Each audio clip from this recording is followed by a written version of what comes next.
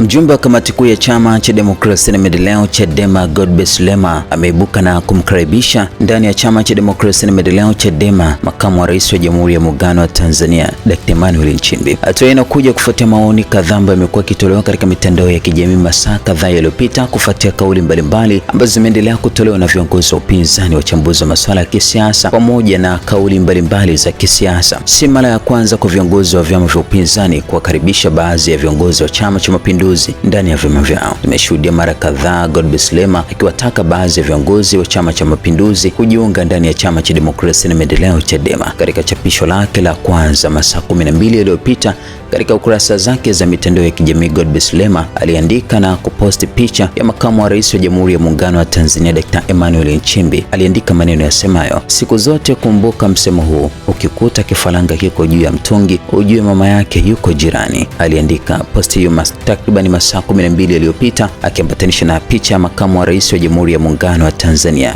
Dr. Emmanuel Nchimbi. Sasa asubuhi ya kuamkia leo takriban masaa 3 yaliyopita, Godbless Lema aliibuka kwa mara nyingine pia na kuposti picha ya makamu wa rais wa Jamhuri ya Muungano wa Tanzania Dr. Emmanuel Nchimbi, na katika picha hiyo aliambatanisha kauli zifuatazo. Alisema kwamba wakati mwingine nafikiri labda Yuda hakuwa na nia mbaya sana dhidi ya Yesu. Huenda alifikiri anawapiga changa la macho Wayahudi.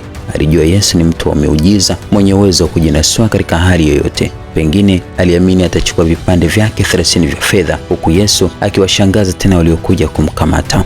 Anyway, CCM haipo tena, tubu na karibu Chadema.